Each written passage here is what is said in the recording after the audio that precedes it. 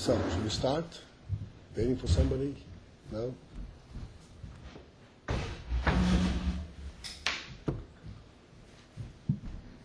Okay.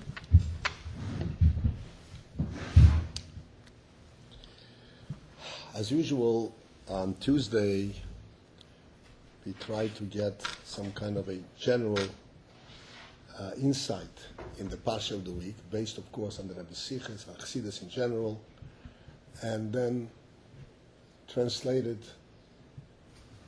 to us on a more personal level. Excuse me? Yeshua asked me to wake up and you can't. I'm sorry. Okay.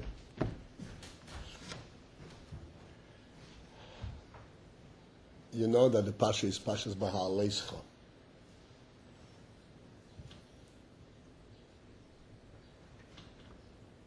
In general, this Chumash is Chumash Bamidbar, as I mentioned before. Bamidbar, this Chumash describes the various experiences that occurred to us during our journey in the desert. Up until then, up until Chumash Bamidbar, we were coming out of Mitzrayim, we had Matan Torah, we built the Mishkan, and that's where we are. We are a full nation, we are all set up. Now we are journeying through the desert. And you know that our journey in the desert was 38 years. Now it's in addition to the 2 years before, a total of 40 years we were in the desert. And Chumash Bamidbar encompasses the most significant episodes that occurred during this journey.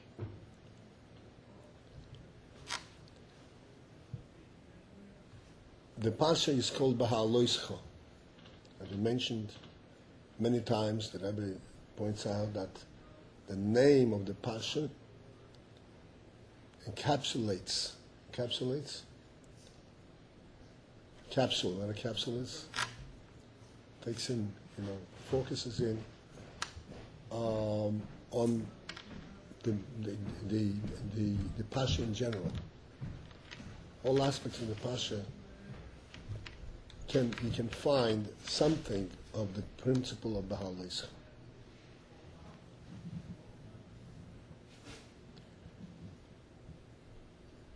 BeHaalosschah refers to the word BeHaalosschah per se in the pasuk.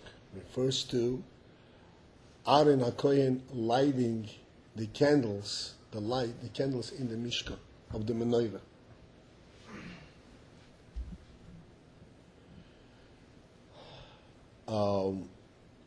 The lighting of these candles was extremely significant, so much so that, as Rashi brings down, that when Aaron HaKohen saw that his tribe, the Levi, were not participating, did not participate in the Chanukas HaMizbeach, in bringing the Korbanos to inaugurate the Mizbeach, he was taken aback, and then he was told by Hashem, what you do is greater than what all of them did.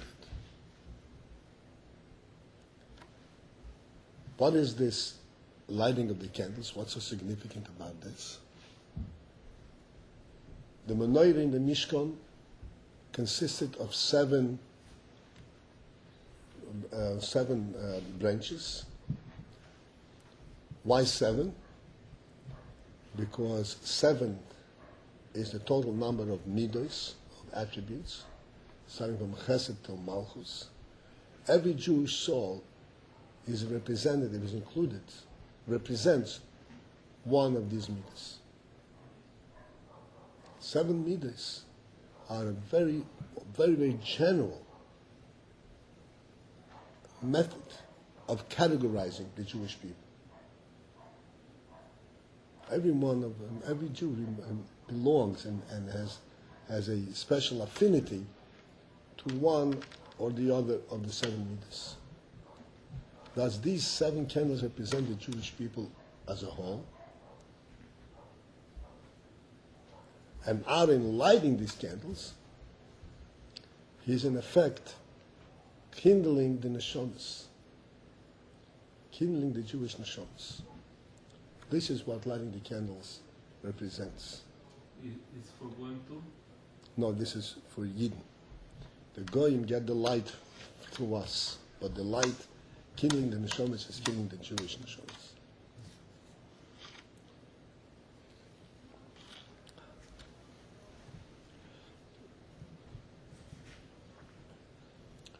Why do the neshamas need to be kindled? The neshamas are pure, godly light. And the explanation is, the reason that they need to be kindled is because the neshamas have been brought down into this world and now become fully associated with the body, so that they can only function through the body. They do not have it. They do not produce, so to speak, their own light, except through the process of the goof of the body, either through the intellect or the emotion. And as the body, as far as the body itself goes, even though it houses this neshama, but it's not aware of it.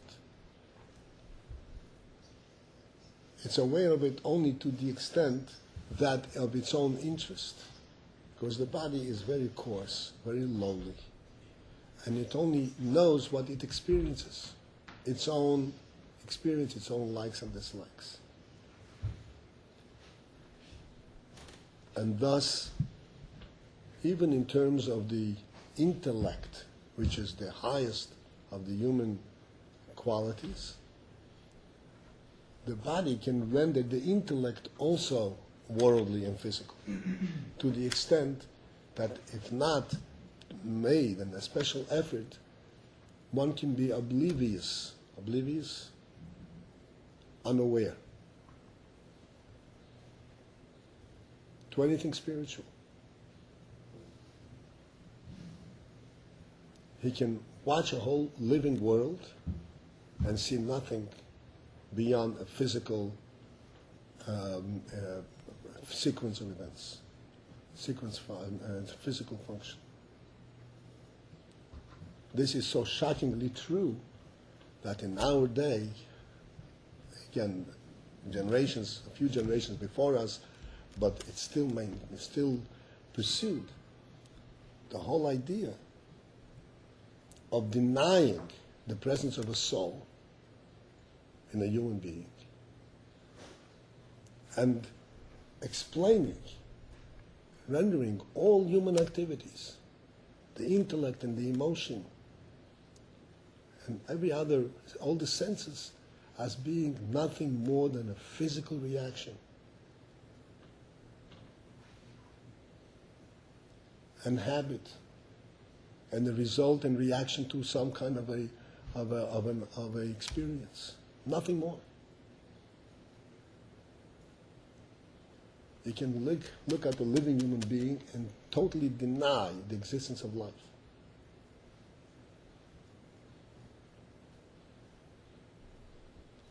This is the extent to which the body, the physical effect can be on the neshama. But the neshama cries out, no, this is a lie. And it's not heard. It's not sensed. And this is why you've heard with me. Understand? If you don't understand something, please ask me. This is why the neshama needs to be kindled. It needs to be ignited. You have to start it off. Wake it up.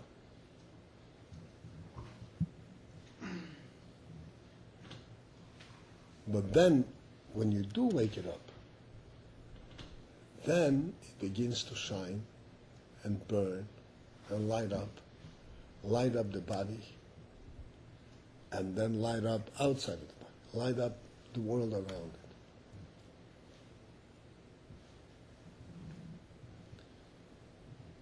This is represented in the word BeHaalosschah.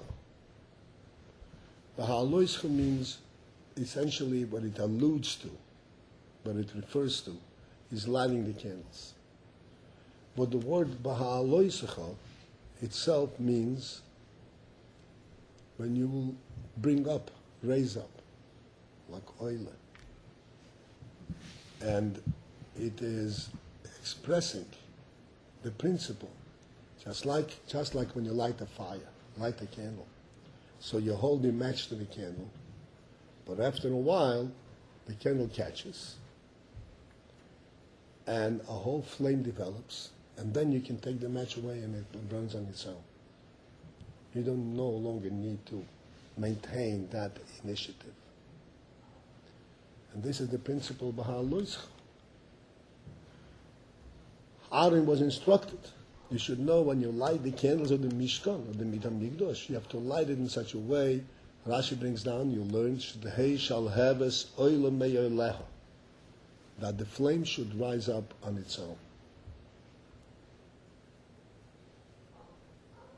What does this mean? Physically, what does it mean? You light a candle. If it catches, it catches. Clearly, this is an allusion to the effect of Aaron's Avodah on the Neshamas. That when you light a Neshama, the Neshama has an innate fire. You don't need to continuously bring fire to it. It has its own fire. What you have to do is kindle it. And then the Neshama will rise up on its own and produce its own light.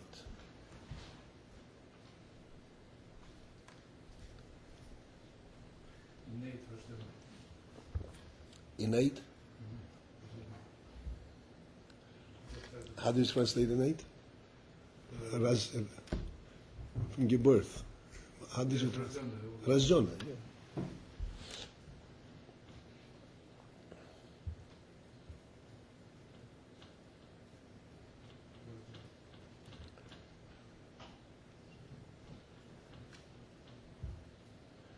By the way, like a parenthetical insert, this principle is a central principle of the Baal Shem Tov. Baal Shem Tov came in a time when there were great scholars. Scholarship was very widely developed in Russia, in Poland, in Litva, particularly in Latvia. But it was not recognized what is going on in the person. The neshama wasn't recognized. It was all based on the power of the mind,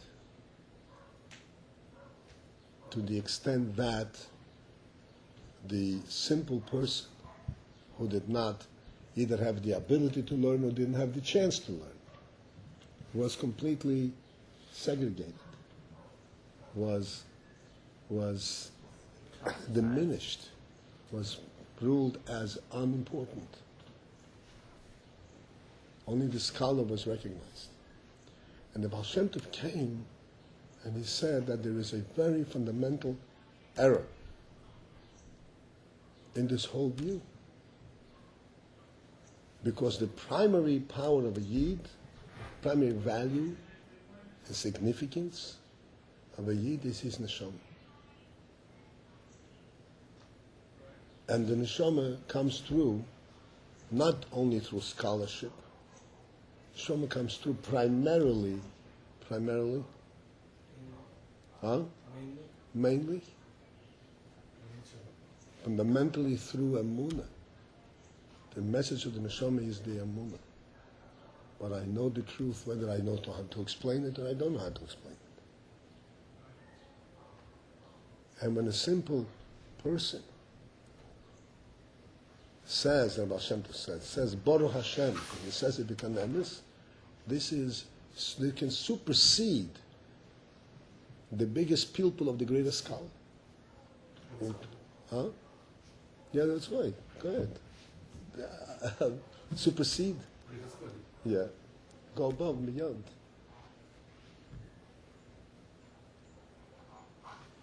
Hashem definitely wants us to learn Torah, and wants us to be scholars and to know Torah very, very deeply, very widely. And He is happy. This is something which is definitely an important thing that we do. But Baal Shem Tov said, but what a simple Eid does when he says Baruch Hashem can bring greater oineg and joy by Hashem than even the big people. It depends already on the neshama, because it's a neshama. A Yid is represented by neshama. So this is end of parentheses. So this is the point of BeHaalosschah. To tell us that Aaron should know that when he kindles the candles, he lights the candles, he should understand the effect of his action. That he lights the candle, but then it continues to burn. And burn bigger and bigger and bring out more and more of the light of the neshama.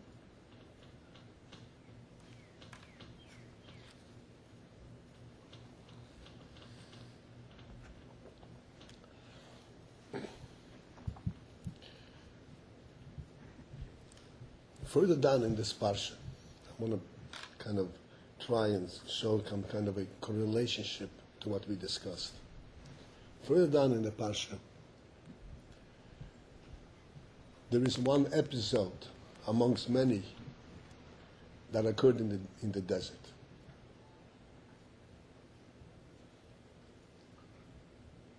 Eden started to journey, to travel. And they started complaining. And what was their complaint? Their complaint that the way they expressed it was, we don't have real food. You're eating the man.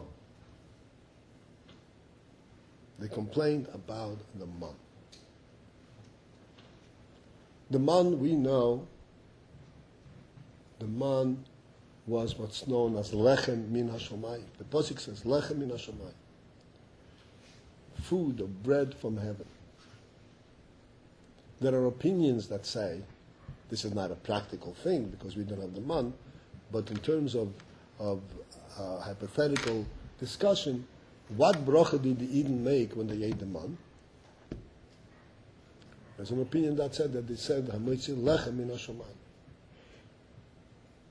Because that's what it is. Lechem min hashomayim.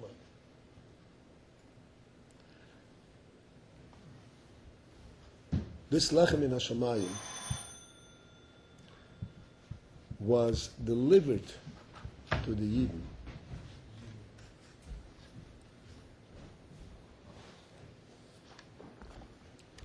on a silver platter. You know what that means? It was delivered. There was dew on the ground. The man came down onto the dew, just to keep the man clear of any impurities from the ground. And then another layer of dew came down on top to protect the man from any dust, from any impurities from outside. It was like well packaged, like a plastic package, airtight package of the food. You can take it from there, and it's pure, guaranteed to be without any impurities. You can take it and eat it. This is how it was produced. And then Eden went out just outside of their tents and collected effortlessly, without effort, without labor, collected this food, brought it into the home. And then, when they ate this food was a heavenly food.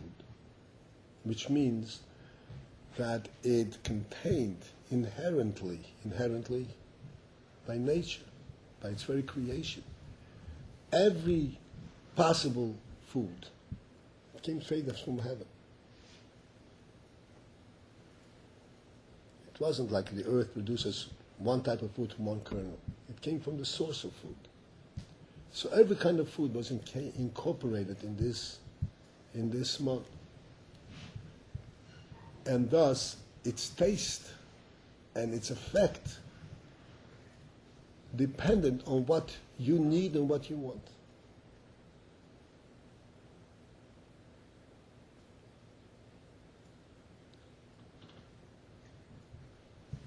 If you need a grain, you had grain. You need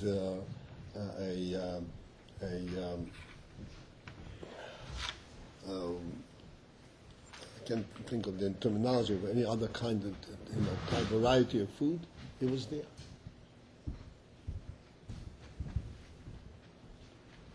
Because it was a heavenly food. It was not a limited food. And whatever the person needed both health-wise and what he desired in terms of his personal experience, taste, was right there. This was the man. On top of that, the man contained exclusively the food aspect and no refuse, psoilus. Food that we get from the ground is physical food, and inevitably, if you take physical food into your body, the body has to filter out, sort out what it can accept and what it has to reject. And this is a whole process in the body. That it has to make sure that what it allows to infiltrate and to mix and get into the bloodstream is pure food that will not affect the bloodstream in any negative way. If you put a drop of bread, right, primary food, you put it right into your bloodstream, what will happen? You'll poison your blood. Before it goes into the bloodstream, it has to be extracted. That which belongs there and that which does not belong there. And that which doesn't belong there, yes, it has to be extracted, has to be refused, has to be thrown out.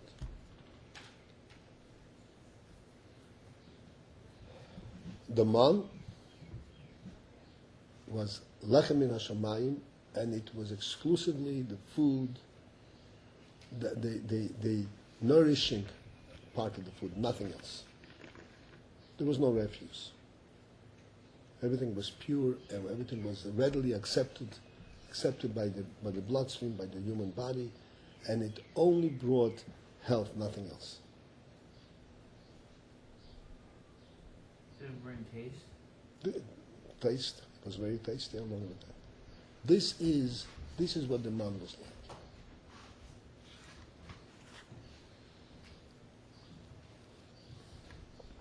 So you would say, what can you possibly complain about the man? The complaint about the man is spelled out in the Torah itself. The Torah says that Yidden referred to the man. It says we can't tolerate lechem hakloikel, this light-bodied, light-headed food. It's a food that doesn't have the challenge of overcoming a physical obstacle. It's light. Kloikil means light and insignificant activity. When a person eats normally, he eats He has to chew it up. He has to work on chewing it. He has to swallow it. And then it fills up his belly, and he feels full, and he feels uncomfortable. And then he has to digest it and clean himself up. He didn't feel any of that. So what's the complaint? What's the complaint? What's wrong with that there? And here comes the principle that we said about before. There is the body and there is soul. The neshama clearly didn't complain about it. But from the perspective of the body, perspective of the body hides the true message of the soul, there's a completely different perspective. The perspective is that if I do something, I have to be able to account for what I did, for my accomplishment. What did I do?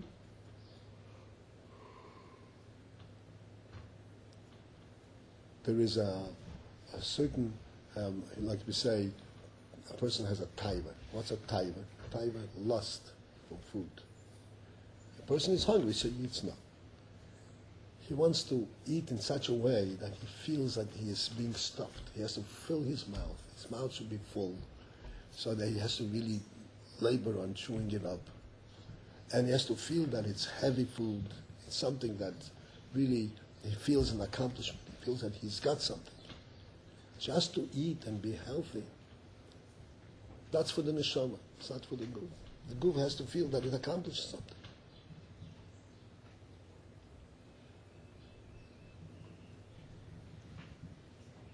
People go into restaurants and they eat.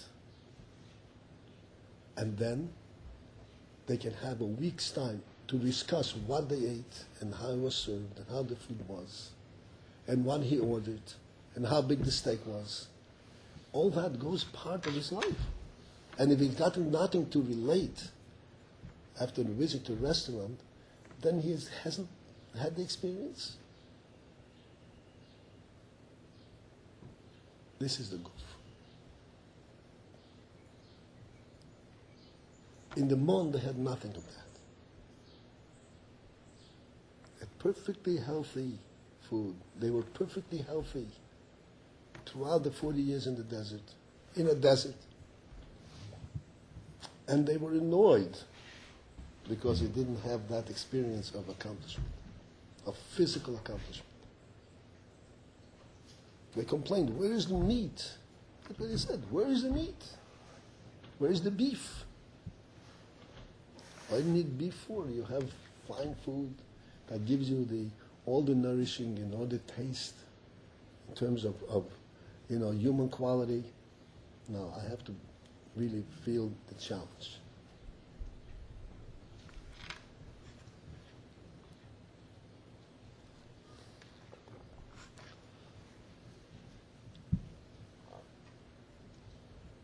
And this is where the BeHaalosschah comes up. It is Aaron's function to light the neshama so that the neshama comes to life and one begins to appreciate his life and his life's experiences from a neshama perspective. Not from a guf perspective. So he doesn't complain about the mon. What else can he complain about?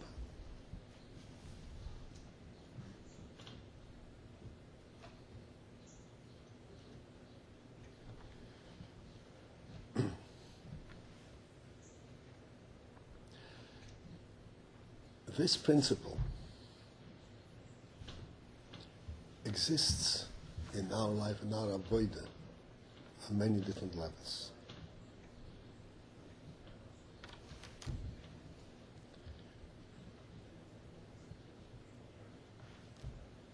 On the intellectual level,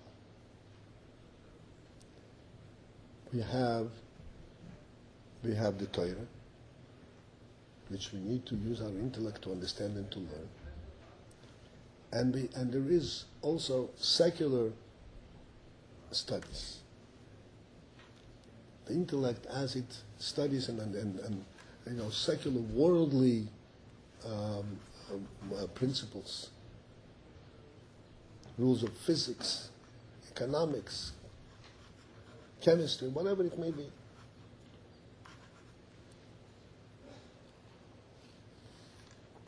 Mathematics. And then there is Torah. And there is an interesting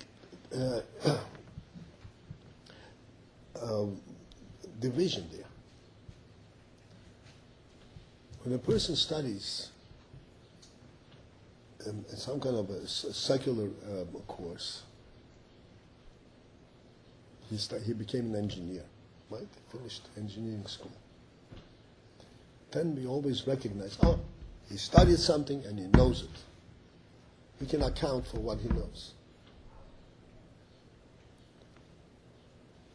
When you go to yeshiva and you learn for 10, 15, 20 years, not 20, 15 years, an average yeshiva bacher learns in yeshiva for 15 years.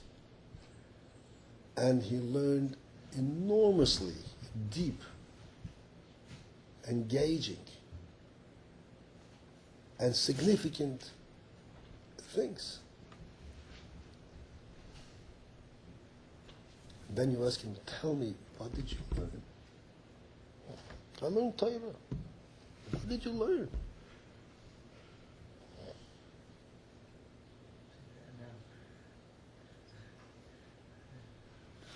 The learning is not something that you pick out of your pocket, okay, it's stashed away over here. The engineer has in his pocket his diploma. The yeshiva bacher has no diploma. He learned.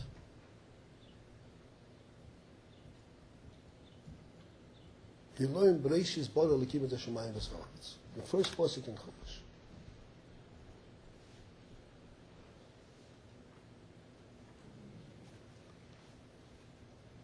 So you come back, you know what I learned? That God created Shemayim v'ha'aretz. Okay. So what does that tell you? What does that mean? Did you graduate in this study? I mean, did you become an engineer? What does it mean? What did you learn?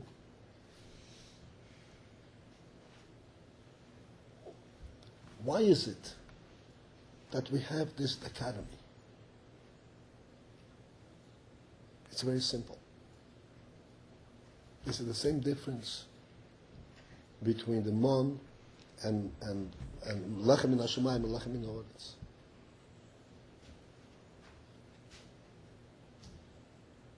When you study mathematics or physics, whatever it may be, anything that defines something in the world, study and you remain two separate things. You possess that study. It's like having money in your pocket.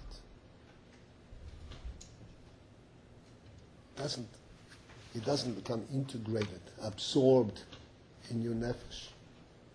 And if it becomes absorbed in your nefesh, then you have a real Rahman Yeah, real problem, you studied. Okay. It doesn't reveal, it doesn't BeHaalosschah as anoires, it doesn't lift up your neshama, it doesn't reveal your neshama, it doesn't bring out your human quality.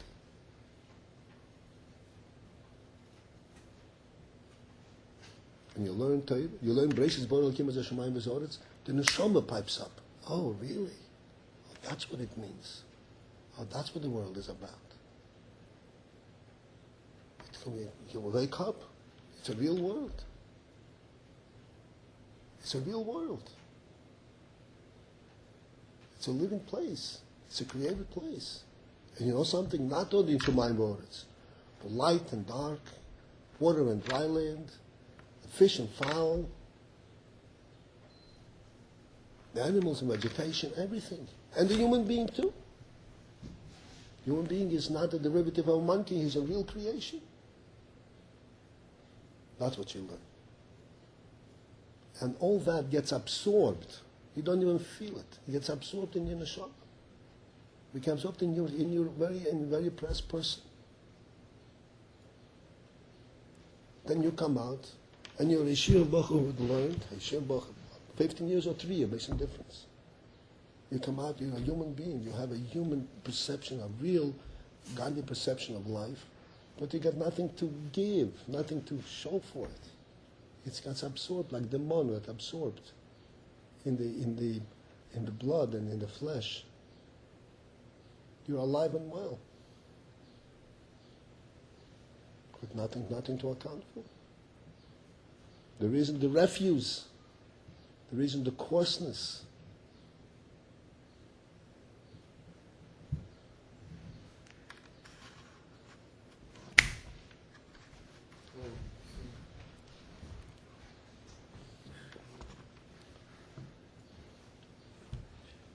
This is one illustration of this principle.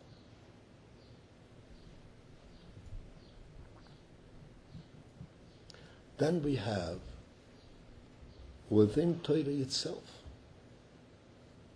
we have also a similar, of course it's within Torah, but within Torah itself we also have a similar distinction. Similar parts. I can be distinguished on the similar lines, but of course on a different level. We have Torahs on Niglis, and Torahs on Hasidus. I want to step back a moment. I want to tell you an episode that I myself experienced.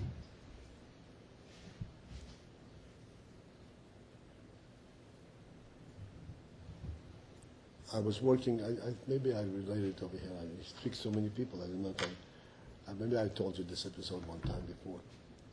I was working, I worked in computers for many years. And I came to the office. I usually was outside of the office and doing consulting. At the time I came to the office, there were many from Eden and non-from Eden. And amongst the non-from Eden there were Israelis. And the From Eden were teasing me, saying, okay, let me see you put on tefillin on those Israelis. It's never going to happen, right? Anyway, within 2 days they were in my office putting on tefillin. And then amongst these Israelis was a young man. He was highly educated, he was 26, 27 years old. Very smart fellow. A graduate and all that. Put on film with him a few times, and then I said, you know what, you're a young man, maybe you'll learn something. I said, sure. Hebrew was not a problem, it was an Israeli. So I took out, I had a Shulchan Aruch in my pocket. Sit down and learn with Shulchan Aruch. What? Very interesting thing. Simple Shulchan Aruch. I opened it in the beginning of Shulchan Aruch. Hilches Hashkomas Odom Baboiker. How one has to get up in the morning.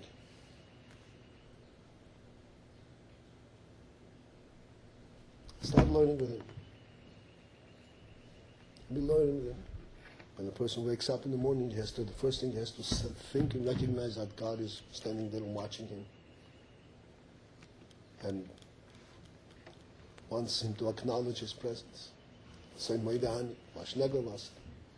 when you get dressed, you have to be careful not to expose yourself to dress. It's sneezing.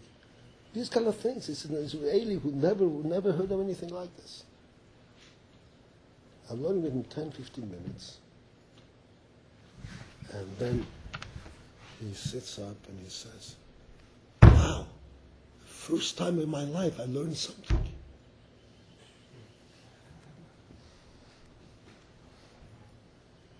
Can you imagine? I tell you, this is exactly what happened. Something real. Something real. First time in my life I learned something real. And this is a college graduate, successful. An engineer in computer sciences, making a lot of money.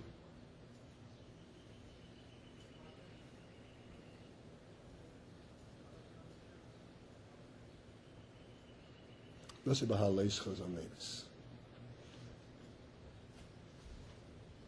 This is what Torah is about. And this is Nigla. Posed Halach.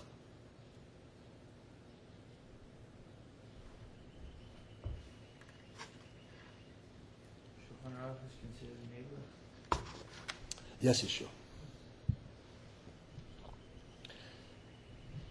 As I said, the similar distinction, of course, it's within Kedusha and different level, is also between, in Torah itself, there is Nigla Torah, and there is Pnimis Torah. When you learn Nigla Torah, generally speaking, like you learn Sif Shulchan Aruch, so you know what din you learned. They can be tested. Okay, what is the din under this circumstance? What are you supposed to do? You learn a piece of Gemara, you have the people of the Gemara.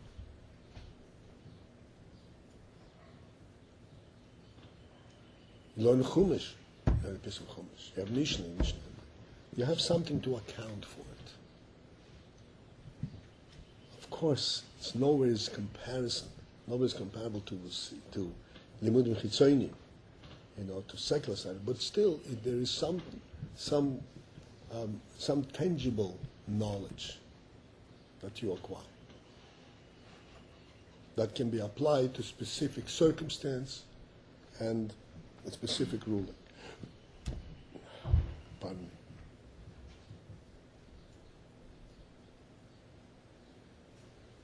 Then there is Chassidus. It's called Pnimius HaTorah.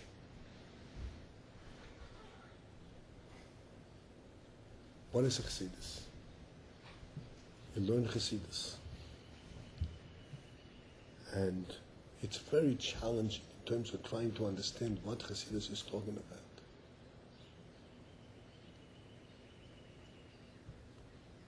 Even to understand the terminology. What is, like we discussed in class, what is Seichel, what is Midas, what is Chesed, and what is Gevura? These are all intangible present concepts. There is nothing like this in Nigla Torah. Nigla Torah, even though you talk about halacha and so forth, but still you talk about something tangible. Even you talk about tefillin, so you don't know, tefillin is a mitzvah in the Torah, you don't know exactly what it's about, but you know how you do it. You know what you learn it. In Chassidus, you go in a totally different arena, in intangible world. You go into the mon of Torah.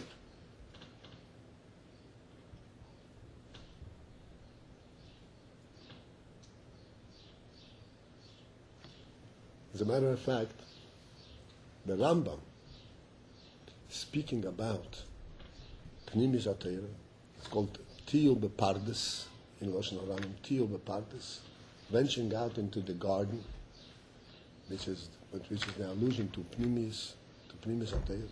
He says that before you venture out into the garden, you have to fill your belly with meat and bread. That's the expression, lechem or basar. Because relative to Pnimis HaTorah, this is meat and bread. Because Pnimis HaTorah is a completely different thing. This is the mod. As much as you learn, it gets absorbed in your person, it's absorbed in your neshama. And you learn, the neshama wakes up, but you don't have anything to account for. It's not a tangible thing that you know such and such.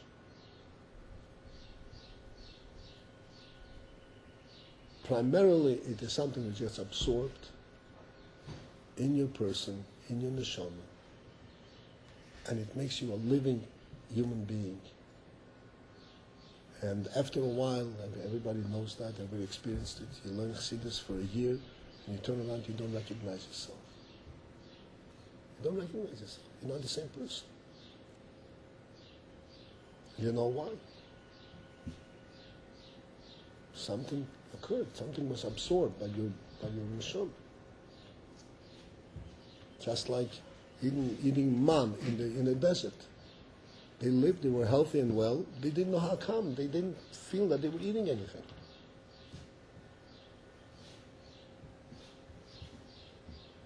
They complained.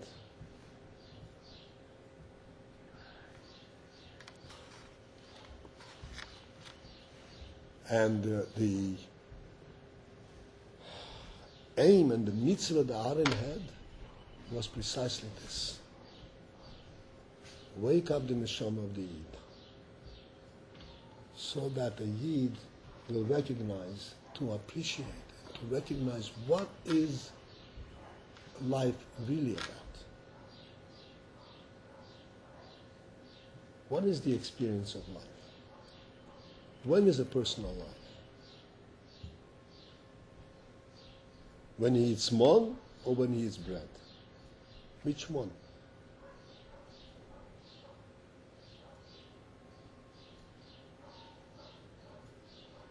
He eats lechem min hashomayim, food that gets absorbed by the neshama and makes it grow, BeHaalosschah, makes it lift up and grow, the neshama, or food that the body appreciates. I really ate something.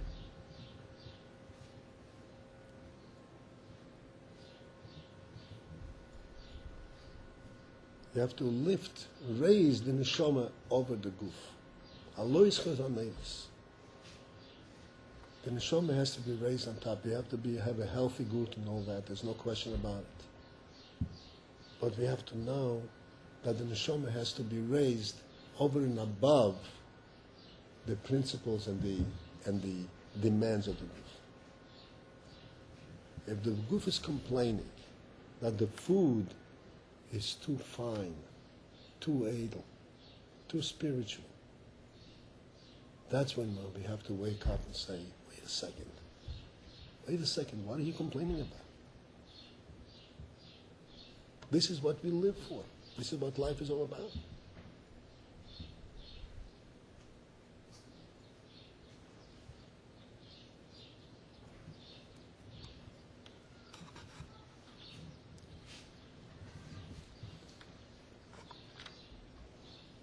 Coming down, like I said, from Torah in general, Torah versus secular world, within Torah itself, and then coming down to us here in Yeshiva, which is a unique opportunity. Yeshiva is not a learning experience. It's not a study course. Yeshiva is an experience of life.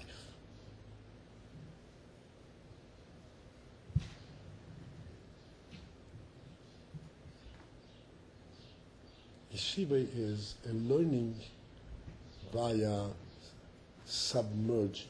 You know what submerging means? Lately, people have discovered and recognized that if you want to learn a language, so you can used to learn language from books, you study words and translation. They have what's called saturation learning. Saturation learning. Saturation means saturate, like you put a sponge, you know what a sponge is? Put a sponge in the water, and the sponge absorbs all the water automatically. Right? The water enters in the sponge. That's called saturation. And you put a person into an environment where they speak exclusively a certain language. At first he'll be totally lost. But it won't be very long before he begins to understand, to identify certain sounds, certain words. You put an English-speaking person into China, he won't even, at first, it will be just sounds that makes no sense at all. He couldn't even distinguish one sound and another. But after a while, he'll be able to distinguish it. And after a little bit longer while, he'll learn the language better than he'll learn from any book. It's called saturation learning. The yeshiva is saturation learning. Yeshiva is not what you learn, what you account for in your book learning. It is being encompassed, included, in an environment where there is only one thing that exists. The mon is the only food that's available.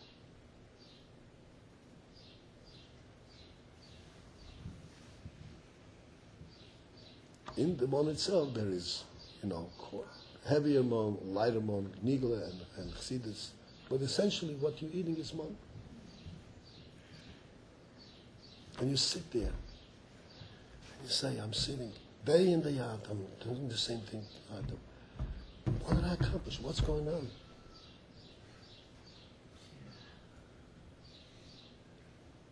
You don't even appreciate, don't even recognize how the neshama is BeHaalosschah, the neshama gets kindled, comes to life. And it's alive and well. Like it says in the desert, the clothes were growing with them. The clothes didn't get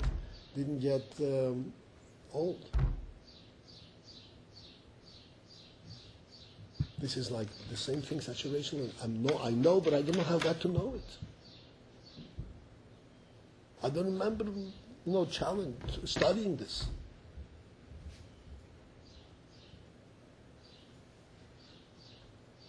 One very common experience that we have here in this yeshiva, I'm sure in other yeshivas as well, but something which I personally observed, where somebody comes into yeshiva, and a couple of years later, we're not talking about 15 years, and somebody is an adult. Adult means he's already fully developed, right? He's finished. It's not so open to absorption. And you don't recognize the person. His whole thinking process changed. His common sense changed. Not just what he knows, what he doesn't know. It just changes. The whole personality changed. From being a coarse, street person to becoming a fine human being. Appreciating the finest thing, appreciating one.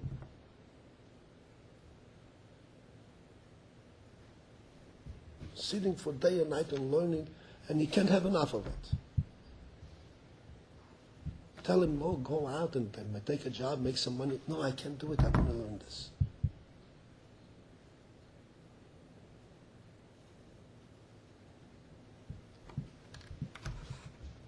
This is what's happening. This is what we're about.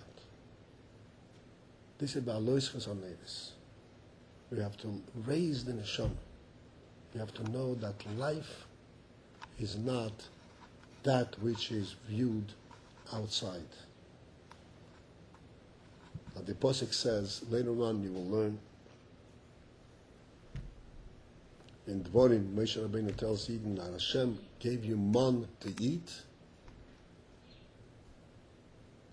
which is totally unheard of. It's not a real food. But Hashem made you eat the man so that you will know that when you eat food, what is the nourishing part of the food? It is the fact it's Hashem's word. It's not the food.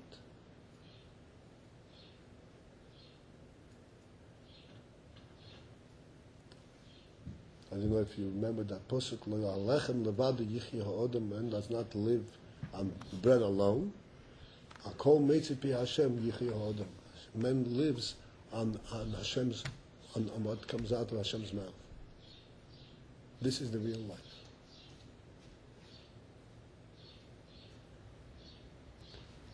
This life, I said, we don't appreciate why are we doing it. And we even complained about the money. But this is the life that gives the neshama full strength. It comes to full life. It becomes what's called invulnerable. You know what invulnerable means? It cannot be, It cannot be shaken. It's strong. It's not alive. If you have, like I once explained to you, if you have a wooden pole that you stand up in the ground, and there is a very strong wind comes, the pole will crack and fall down. Maybe very strong. But if it's a living tree that's alive and draws its life from the ground, it can bend down to the ground and stay there. Because it's alive.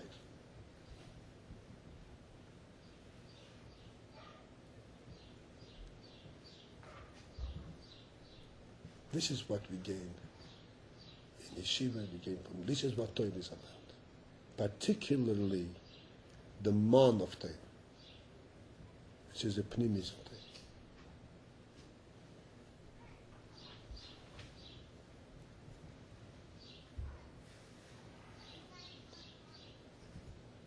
Hashem should help. Each one of us should both succeed and absorb the man. And remember, the minute you feel the complaint and you don't like the man, that's the time when that means that the neshama is waking up.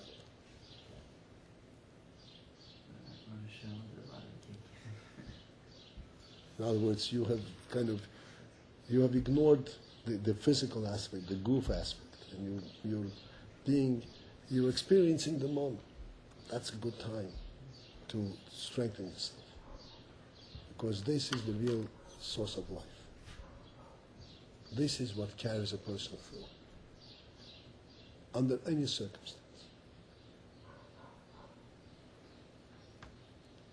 This is what opens up a person's mind and heart to be able to face and understand any life's challenges, any circumstances. We have yeshiva bachrim that learned in yeshiva, like I said, 15 years.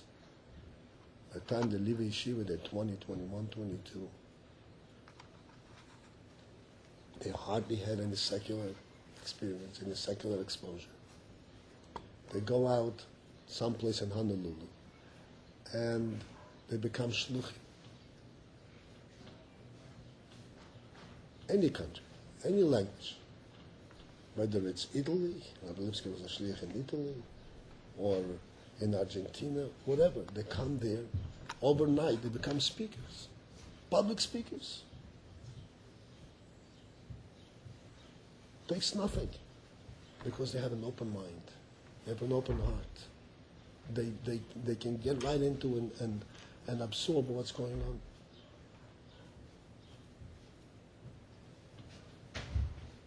I witnessed it myself. I have a son who is a shliach in Long Island.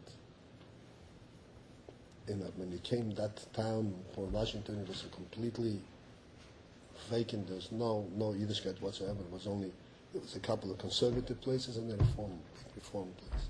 This was a town. Nobody wanted him there. Now, when he speaks, the reformed camp comes to listen to his speeches. The reformed rabbi is a polished speaker, right? He went to school, blah, blah, blah, blah. They come to listen to him.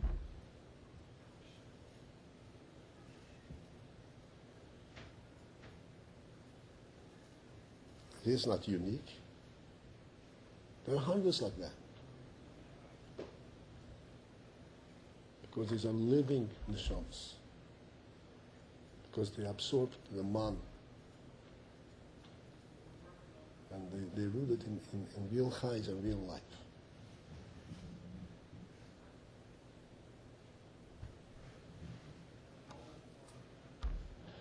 It wouldn't hurt if at the same time, while we're doing this, we should also be happy and joyous, and we should enjoy it. We should really feel that we are learning and knowing. That's no problem with that.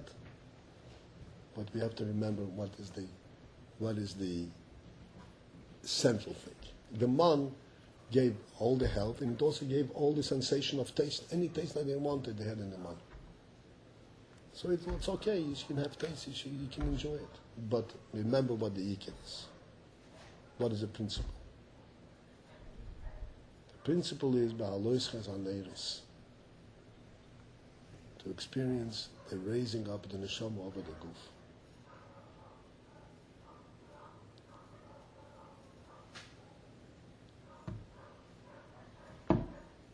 Much success to all of us.